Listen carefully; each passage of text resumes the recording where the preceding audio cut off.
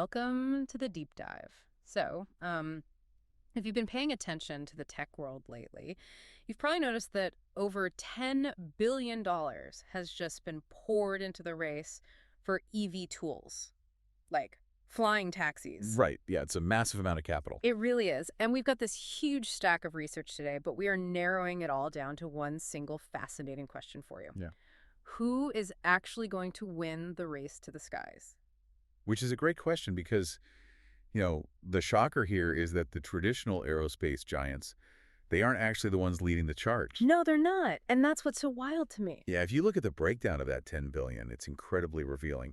45% of the funding is coming from automotive groups. Wow. Wait, so car companies? Exactly, car companies. Right. While traditional aerospace only accounts for like 30%. I mean, it totally reminds me of the early smartphone wars, right? Where suddenly, computer companies started making phones and the traditional phone makers were just completely caught off guard. Yeah, that's actually a really good comparison. But taking a step back, why are car makers like Toyota and Stellantis, why are they the ones leading an aviation revolution? Well, it really comes down to the underlying physics of hovering.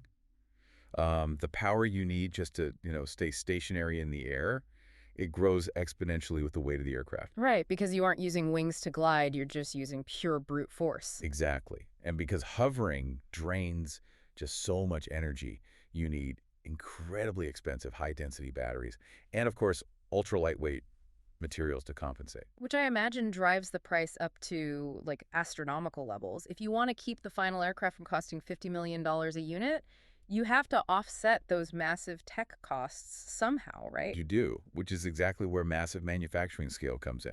See, aerospace companies, they build specialized machines, but they build them slowly. Sure. But auto giants, they build complex machines by the millions. Oh, right, the assembly line mindset. Yeah, exactly. And we're already seeing this play out in Covington, Georgia. Mm. Stellantis is actually helping Archer Aviation build a massive facility there. Okay, and how many are they planning to build?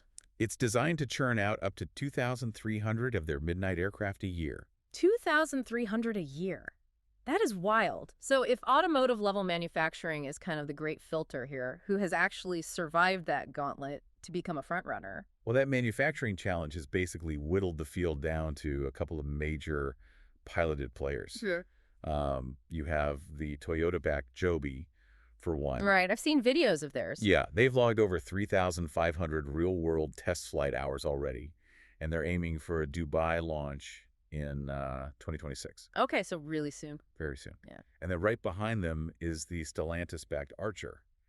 And both of those companies are using human pilots and carrying about 4 to 5 passengers. But there's a massive outlier in this strategy, right? Because Boeing has a stealth project, Wisk Aero, and they are taking an entirely different route, 0 pilots. Yeah, Wisk is a really interesting case. Right, their aircraft, the Cora, is totally autonomous, but I'm looking at these payload numbers in the research, and I'm honestly just confused.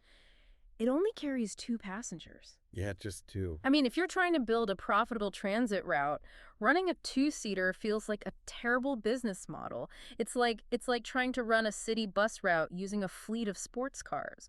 Why would they willingly start years behind the competition with literally half the payload? Well, the autonomous trade-off basically forces their hand.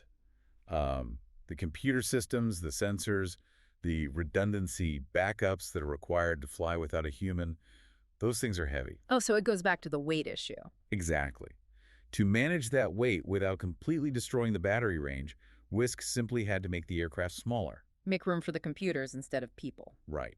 Plus, getting the FAA to certify a pilotless passenger drone, that is going to be a huge hurdle. It'll likely delay their launch until 2028 or maybe even 2030. So they take on this huge delay and a smaller payload up front. But wait, if I'm thinking about the long game here, the single biggest operating cost for any airline is the human flying the plane, isn't it? You hit the nail on the head. If Wisk completely removes pilot salaries from the equation, their long-term operations become vastly cheaper. That makes total sense. And you also eliminate human error.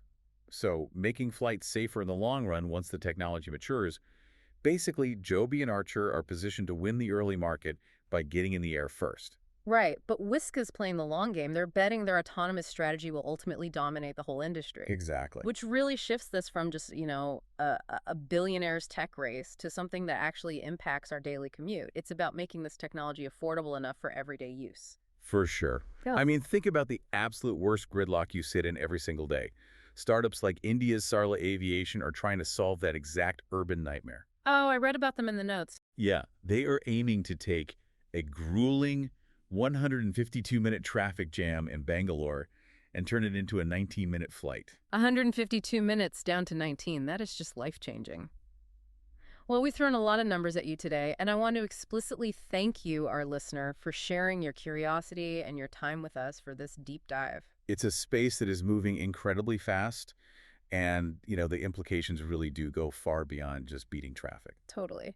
And before we go, I actually want to leave you with a provocative final thought, sort of circling back to that idea of a transportation revolution. Oh, I like this. If Boeing's autonomous, pilot-free flying taxis really do eventually become cheaper to operate than ground-level cars, Hmm. how will that permanently change the way we design our cities and homes?